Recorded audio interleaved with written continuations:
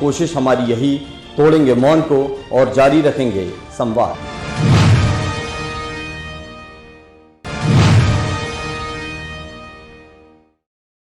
अंतर्राष्ट्रीय सुरक्षित मातृत्व दिवस मनाया जाता है। इस दिवस को मनाने का मुख्य उद्देश्य है कि लोगों में एक जागरूकता पैदा की जाए कि जो गर्भवती महिला है उस गर्भवती महिला की हम किस तरह से सुरक्षित प्रसव करा सकें, क्योंकि हमारे देश का जो मृत्यु दर है, मातृ मृत्यु दर, वो काफ़ी अधिक है। हमारे राज्य की भी मातृ मृत्यु दर बहुत अधिक है और इसे हम मानक स्तर पर लाना चाहते हैं 70 प्रति लाख लाइव बर्थ। अभी ये करीब 163 के आसपास है, तो हमें इसे कम करना है। सरकार ने इसके लिए बहुत से उपाय शुरू किए हैं, जैसे सुमन हेल्प डेस्क शुरू की है, अस्पतालों में ब्लड बैंक शुरू कर दिए गए, आशा कार्यकर्ताओं को, आंगनवाड़ी कार्यकर्ताओं को ट्रेनिंग दी गई है। सबसे बड़ी चीज़, एल्गिन हॉस्पिटल में एक बहुत बड़ा नेशनल मिडवाइफरी ट्रेनिंग इंस्टीट्यूट खुलने जा रहा है 3 महीने बाद, जिसमें सामान्य प्रसव की सुविधा बहुत उत्कृष्ट स्तर पे उपलब्ध होगी। इन सब चीज़ों की मदद से हम जो मातृ मृत्यु दर है उसको कम करेंगे। हमारी जिम्मेदारी बनती है, शासन की जिम्मेदारी है कि वो एक माता को अच्छे से प्रसव होकर एक अच्छा स्वस्थ बच्चा दे सकें। इसी के लिए ये सब कार्यक्रम प्रारंभ किए गए हैं।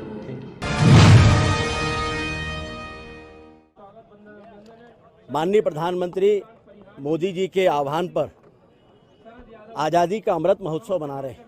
75 वर्ष पूर्ण हो रहे हैं और इस समय पर देश के यशस्वी प्रधानमंत्री माननीय मोदी जी ने कहा है कि इस समय हम सभी को संकल्प करना चाहिए कि देश की भावी पीढ़ियों के लिए हम कुछ ऐसा करें जो उनके लिए आवश्यक है, और उसमें सबसे महत्वपूर्ण कदम है जल संरक्षण। माँ धरती जो हम सबकी प्यास बुझाती है, आज वो माँ धरती खुद प्यासी हो रही है। पानी का, भूगर्भ जल का असंतुलन तेजी के साथ बढ़ रहा है। पानी दिन प्रतिदिन जमीन में ज़्यादा गहराई तक जाता जा रहा है और ये आने वाली पीढ़ियों की दृष्टि से बहुत बड़ी चुनौती है।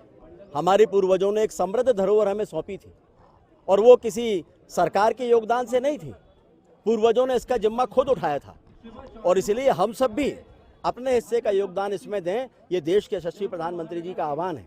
आज तब जबकि ज्योतिबा फुले जी की जयंती भी है, हम सभी आज इमरती तालाब, जो जबलपुर का गौड़कालीन एक प्राचीन तालाब है जिसका एक समृद्ध इतिहास है, वहाँ के साफ सफाई के साथ अपने अभियान की शुरुआत कर रहे हैं।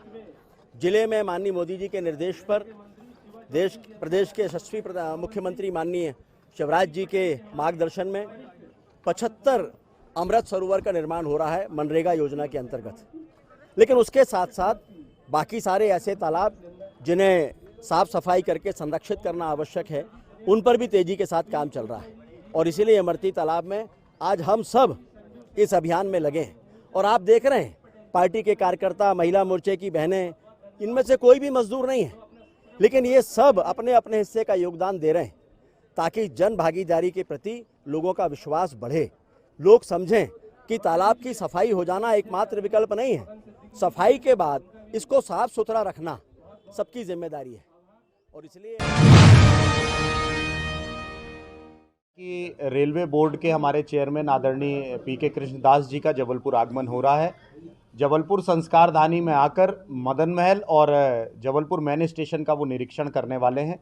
उसके बाद डीआरएम के साथ मीटिंग करेंगे। जबलपुर के आसपास के यदि स्टेशनों की बात करें तो सिहोरा, साथ ही हमारे सहपुरा, भिटोनी, ऐसे स्टेशनों का भी वो निरीक्षण करने वाले हैं। इसलिए यात्री सुविधाओं से जुड़ी हुई जितनी भी बातें हैं वो सारी बातें यात्रियों की सुविधा की दृष्टि से पीके कृष्णदास जी और हमारे साथ जो मेंबर्स आ रहे हैं वो सारे मेंबर्स यहाँ पर रखने वाले हैं। बहुत ही खुशी की बात है कि चेयरमैन साहब का जबलपुर आगमन हो रहा है, उसको लेकर 13 तारीख की तैयारियों के लिए हम सब लोग जुटे हुए हैं। रेलवे का प्रशासन पूरी ताकत के साथ जुटा हुआ है। मध्य प्रदेश में 12 तारीख से लेकर 16 तारीख तक हमारे पैसेंजर एमिनिटीज़ कमेटी के सदस्य यहाँ पर दौरे पर रहेंगे, जिसमें जबलपुर, भोपाल के रानी कमलापति भोपाल स्टेशन, साथ ही कटनी, सतना, रीवा, उसके बाद दमोह, सागर और साथ में नरसिंहपुर और पिपरिया, ऐसे सारे अलग अलग स्टेशनों का हम निरीक्षण करने वाले हैं। तो मुझे लगता है कि यात्री सुविधा की दृष्टि से ये जो इंस्पेक्शन है ये बहुत ही महत्वपूर्ण रहेगा और जबलपुर में यात्रा करने वाले हमारे जो यात्री होंगे उनकी सुविधाओं की दृष्टि से उच्च अधिकारियों को वो दिशा निर्देश भी कर जाएंगे ताकि सही तरीके से यात्रियों को सुविधा मिल सके। इसको लेकर हम सब लोग पूरी तैयारी की दृष्टि से एकत्रित हुए। कोशिश हमारी यही, तोड़ेंगे मौन को और जारी रखेंगे संवाद।